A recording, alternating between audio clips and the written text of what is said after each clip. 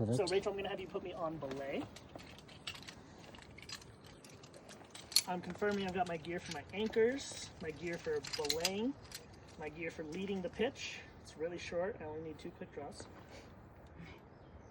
How many quick draws should we bring on any pitch, single pitch or sport climbing? Enough for the climb plus the anchor if you're going to do it with the things. Number Usually bolts, plus 1 or 2. Number bolts plus 2 is like minimum. Yeah. So if there's 10 bolts, bring 12. If there's 14 bolts, bring 16. Definitely. Okay? All right. We've done our double checks. My knot is good. Your knot is good for later. Your belay is good. Okay, Rachel, climbing. Okay. So I get up to my anchor.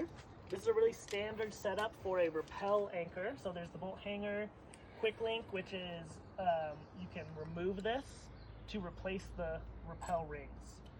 If the route is intended to rappel, it will have some sort of setup like this. If it's you climb up and then you walk off, or you climb up and you go elsewhere to rappel, it might not have these right here. It might just be the bolt hangers. Okay, that's a pretty obvious indication that this is a rappel anchor versus these being gone. It might just be a belay anchor. Cool? Yeah. So if we do have a rappel anchor, here's how I'm going to use that. If you're at all insecure with the stance, clip a quick draw to the rappel rings at the bottom or whatever's at the bottom, and then you can clip your rope into this. While I'm setting my anchor, this is just a nice to have. I'm not going to ask you to take. You can give me that. Perfect. This now, if I fall, I am underneath my last piece versus being above it. If there's a huge ledge here, I don't worry about clipping it. All right? I really don't think there's a need to. If you're standing, I don't think you need to clip in. Unless you're concerned about falling, then I might clip it. Mm-hmm. Feel good? Yep. Okay, next I'm going to get my anchor set up. So I'm going to use my quad. Typically I'll build this on the ground before I go, but let's just build it now. To build the quad, I have my 180 centimeter or triple length sling. First thing I'm going to do is fold it in half with the bar tack off to one side. About a third of the way down, I'm going to tie an overhand knot with a little bit, keeping it loose. Third of the way in on the other side, tie an overhand knot. Okay. Now I have this racked on one non-locker. So I'm going to take that non-locker and clip it. And then I'm going to use the quick draw on the other side. What I like to do for this is if you rotate the top carabiner, clip it, and then rotate back. Now you have used the quick draw as part of your anchor for this, and you don't need 2 non-lockers. Okay? So I built my quad. I can adjust the knots a little bit to give myself some flexibility. But here's my 4 strands of the quad. Next, I'm going to anchor myself in with a locking carabiner on either 2 strands. It doesn't matter. And then to tie this, for clarity, it's a lot easier if you remove this. All right, to tie the clove hitch, we're going to hold on to the carabiner with our left hand if the gate's facing right. And I'm going to clip the rope in as if I'm going to clip, but before I do, I actually back clip on purpose. There's a twist. I'm going to take my palm up, grab the back side, make that same twist, and drop it into the carabiner. I'm going to adjust this to be whatever tension I want, lock it.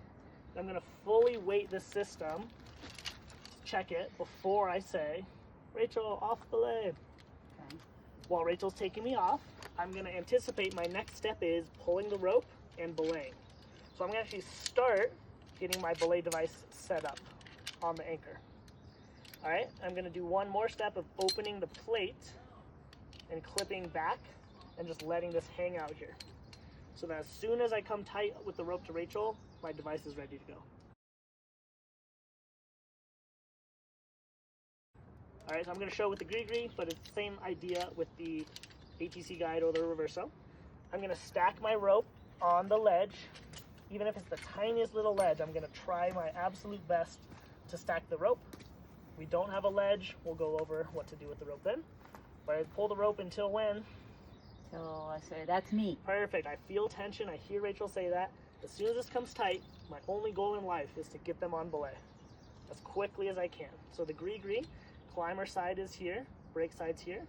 Close it, and then open the carabiner and lock it.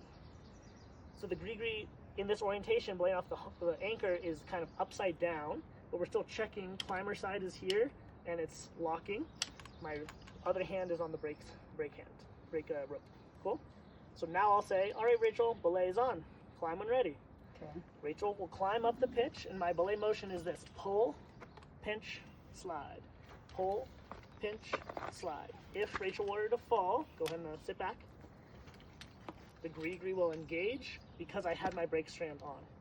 Once it's engaged, I don't have to hold super tight, but I never want to let go. All right, but the gree-gree, you see, is doing the work. It's on the anchor, so I'm like out of the system, which is one of the nicest things about belaying off anchor. You are outside of the system. Okay, Rachel's good to go. Climbing again. Rachel gets to the anchor, and I say, hey, do you have a locking carabiner on you? Why, yes, I do. Great. So clip in right here, clip down, yep, just like you're doing, and then flip out. Clip and flip.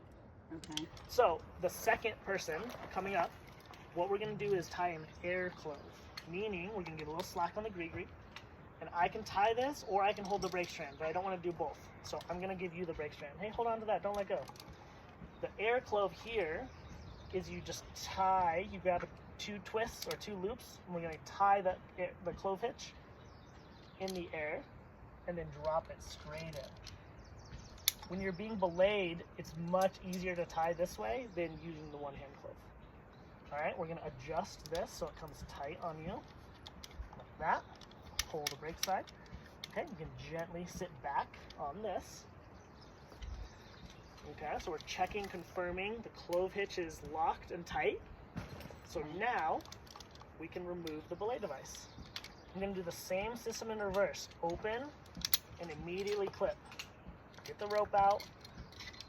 I basically am doing one thing at a time and trying to never have these unclipped in separate from each other, and then immediately clip to my harness. And now we're back to what I would call baseline. It's like we're just on the ground. Rachel's clove hitched in, I'm clove hitched in. We can do whatever we want next. Cool? Okay. Let's pause right here, and then we'll practice this.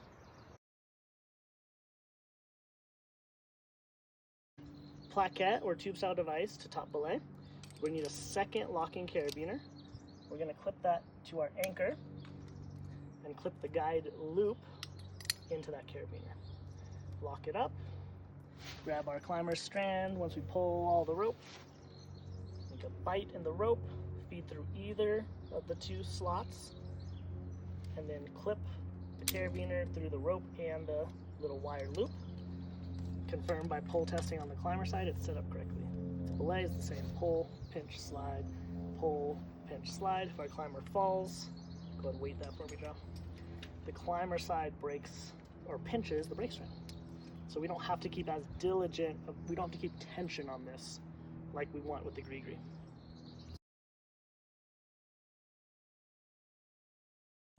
What's the first rule of rappelling? Don't rappel. Yeah. I'm being very serious.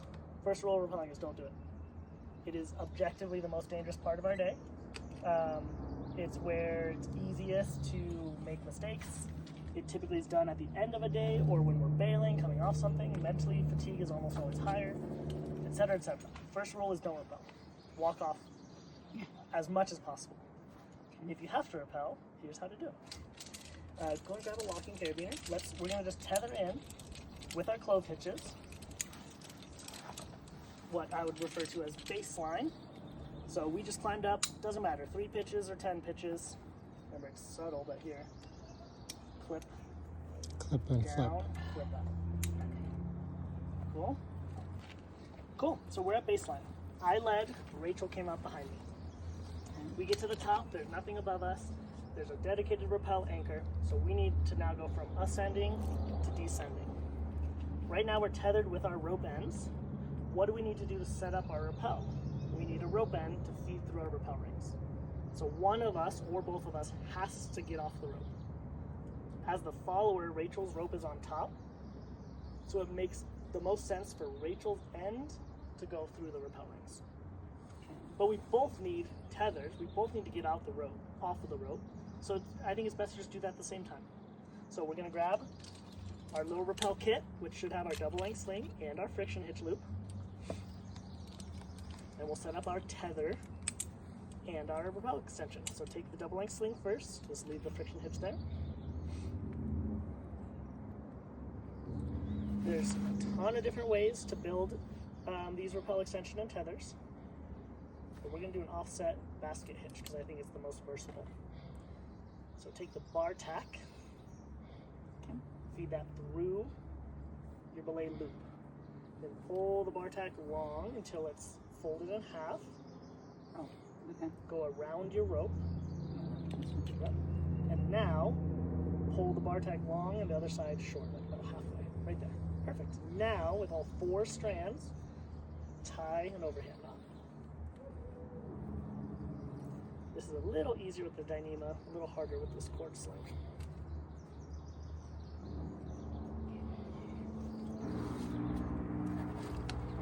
So now we're going to take our rappel device, clip that into our short loop, and we're going to take a locking carabiner and clip it into the long loop. Okay? So we're going to clip our tethers. This is the only time I don't clip and flip, because once I clip this, I'm not going to take anything else in or out. So I just clip up like this and lock it. Okay? Doesn't actually matter, but I think it's a little efficient. Okay. So we're still on our figure 8 knots on our clove hitches, but we have our tether set up. So now we want to loosen our clove hitches.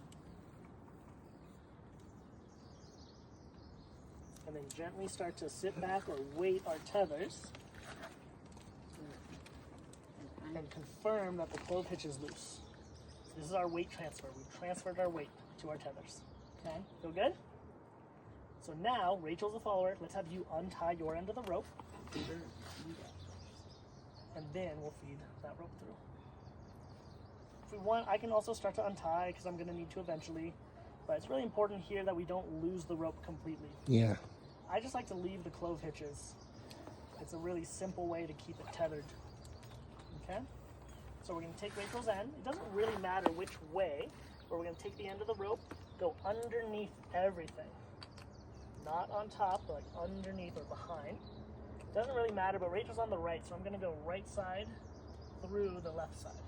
We're always going through the lowest point on the rings or chains, not higher up. As soon as I pass my end through, I'm going to close the system with a double overhand or a stopper knot. And now that this is through, it can't go back through. So I can undo Rachel's clove hitch. Yeah.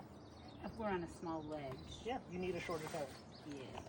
So this is where an adjustable tether is nice, or you tie knots here to shorten it up.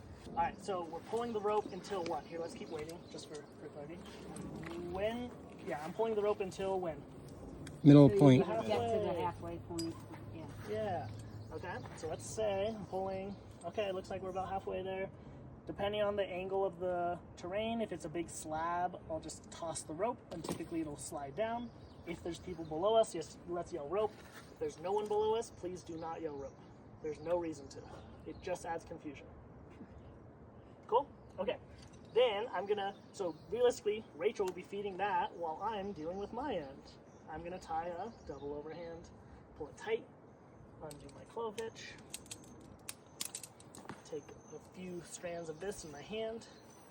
If it's really ledgy, you want to take a little bit wrapped up like this and throw it out from the cliff. Not down, it's going to get stuck on that ledge. You want to throw it out. Cool? So we're at halfway, there's knots in the ends of our ropes. Looking good. Now we're both going to set up to rappel. We want to set up at the same time, what we call a pre-rig rappel, so that we can both double check each other. So it doesn't matter who goes first. Let's pretend I want to go first. I'm going to take both strands of the rope, and if it's set up and the full weight of the rope is on this, it's quite heavy. And it can be hard to get a bite and feed your rappel device through when it's really heavy. So start with your friction hitch loop. An auto block, we just wrap around enough times. For me, with this rope, it's 2 times. And now, even if this rope was really heavy, I can slide and pull this. And now this friction hitch is holding the weight of the rope, and we have all this slack to set up. That's actually like a really nice piece. So if I want to go first, I'm going to set up here. Rachel will go above me. So Rachel, go and sit up as high as you can up here. Lock it. Test that by grabbing the rope above it and pull up away from it. Yeah, looks good. If it's sliding, just add more ropes. So we're both moving as high up on the rope as we can. So that now we're gonna sit back on our rappel devices while we're still tethered to confirm our rappel setup. So let's look up at the top first. We're through both rappel rings at the middle mark. There's no twists. It looks like a twist, but look, that's not a twist. Okay. You see it? Yeah. The rappel device is twisted. The ropes are not twisted. It's just how you clipped the rope, the belay device into your rappel extension. It's not a big deal. Should I have done it underneath? Yep, that's exactly it. Cool. So we're tight. Rope is through. Both ropes are through the carabiner. It's locked. Coming down to the friction hitch, it's engaged and locked. Coming down to me, twists here don't matter. Don't stress about twists here. It's just the last person. But it doesn't look like there's any. Both ropes are through the carabiner and locked. My friction hitch is engaging and it's locked. Both ends are down and knotted. Okay. So now we've transitioned, we've waited, tested this, so now we can do what? Get rid of all of Yeah. The first repeller should take the anchor with them. You undo that. Yep. I'm just going to take this quad anchor. I can even leave my tether set up. Clip to my harness. And as I go, Rachel's going to feel a little tension, a little tug here, but not a big deal as I rappel down. Do you go first or do I follow right away? Try it. Go ahead and try to rappel. Yeah. So there. As the first person's rappelling, the second person is trapped. Okay. I get down. Yeah, we'll talk about that next. Alright, so we get down to our next anchor. And the first thing I do is grab my quad and I clip in to both. Both bolts, okay? We're gonna pretend, I'm gonna put this little silver locker or carabiner here. We're gonna pretend that's our rappel ring, okay? Can we use our imagination? That's connected to both? Yep. Great. Then I'm gonna keep rappelling all the way until that comes tight, until I'm on this anchor.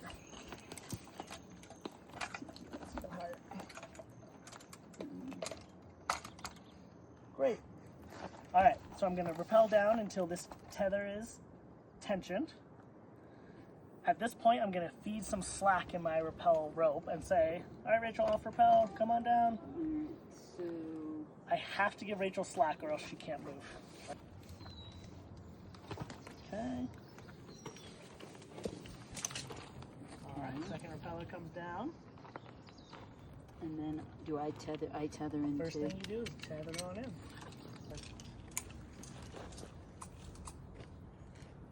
Okay. And then keep lowering yourself down, rappelling until this comes tight. Yeah, you can do this. Okay. So we're on our tethers. So now what can we do? Get rid of all this. Yeah, get rid of all this. The important thing to do is start with your friction hitches. Take those off first. And when you remove them, unclip one and leave the rest clipped. And then it'll just stay on your harness. Okay? Unclip one, clip in, and it'll just fall off. Yep. Yep, you got it. Okay? Okay. Now the important thing is before Rachel comes off, if we look here at our ropes that hopefully aren't twisted, we're going to avoid it next time. We want to make sure we can see which strand is which going up. You see that? We don't want this to be twisted here, because now when we pull, it's going to be really hard to pull. Okay? Okay. So here, you can see the ropes are free. So I'm just going to hold on to this one. Go ahead and remove your rappel device. Same idea here. Once you unclip both ropes, immediately reclip into the wire.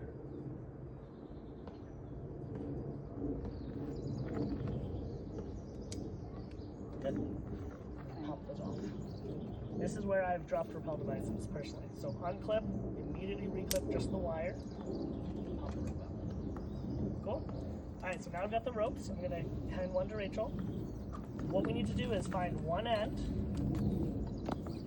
take the knot out, and before we pull, thread this through our new anchor. I'm going to come up here, look at this lovely rappel ring here. I'm going to thread it through. As soon as I thread it, what do I want to do? Tie knot. Barrel. Tie knot. Double overhand. Pull tight. I'm gonna start pulling this. And as we look up, look what happens here. This is where we can kind of work as a team. So Rachel's gonna pull this down from the last anchor while I can drop feed, it. while I feed the rope through the new anchor. So pull slowly. Rachel's job is to pull the rope and Watch pause. for the middle. Watch for middle, but even more importantly, what's at your foot right now? My knot. What do we want to do with that knot?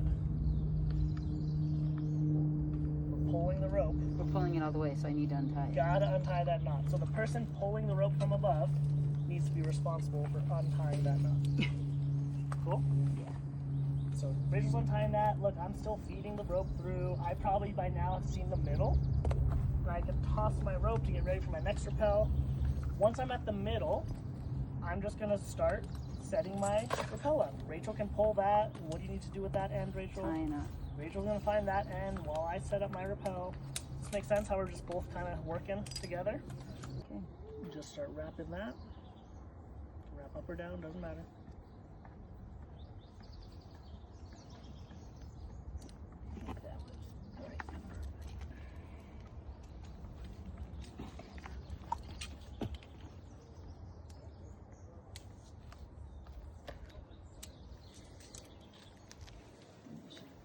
Yep, test it. That's pretty good. Okay. And then Feed yourself some slack from your I'm friction just hitch. looking Mhm. because I got so twisted up last time. Okay. So You got those. Perfect. Just like that. But yeah, that is surprisingly annoying if you accidentally are twisting the rappel device. Okay. that's in. That's in. Just pull that slack out. Good.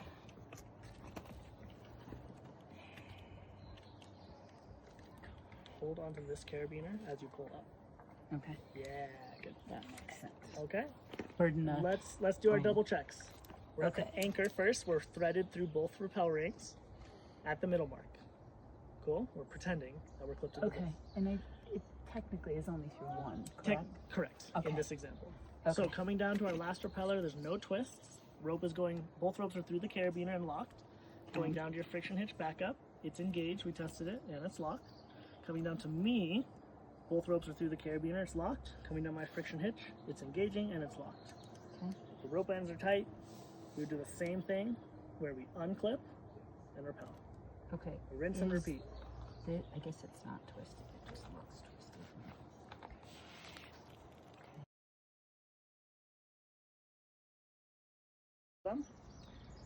But as we're going down, if you look at what's happening to Rachel right now, like she's getting pulled really tight because of this friction hitch. Okay? So two things. One is if the first person's going down and Rachel wants to use a friction hitch, unclip the friction hitch from your belay loop. Go ahead and unweight Michael. Before Michael leaves, Rachel, we do the same double checks, but then right before he leaves, just unclip that from your belay loop, but leave it right there. Okay, sit back on the rope, Michael. This is much more comfortable for Rachel to get tugged from the rappel device versus from here. Okay. So if we want to do this, Michael gets down.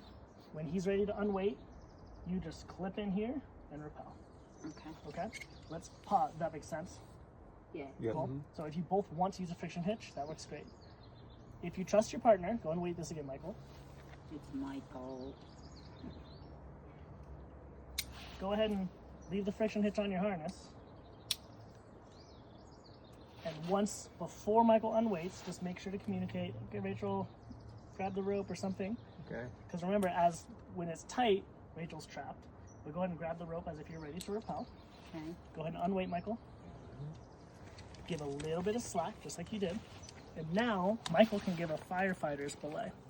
And what that means is, with a little slack, you literally, think about a lead belay. There's like a little bit of slack.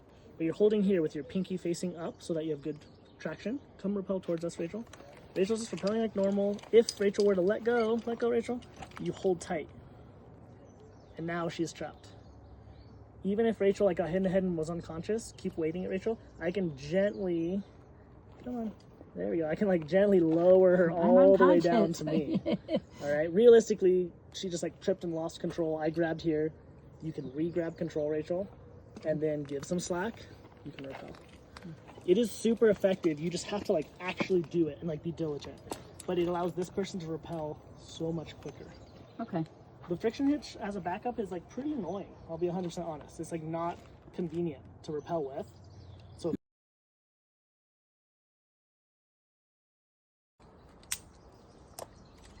oh no, I dropped that. So to rappel with just locking carabiners, you need 3. You take 1 and you still need some kind of extension. So I'm going to use this, but use whatever we've been using, okay? You need an extension, clip a carabiner and lock it. Take a second locking carabiner, clip it and lock it. Imagine how we would set up our rappel device with a double bite, just like this. Pass that through our second carabiner. Okay? Take your third locking carabiner, which mine is right here. Yeah, it's on that anchor. Great.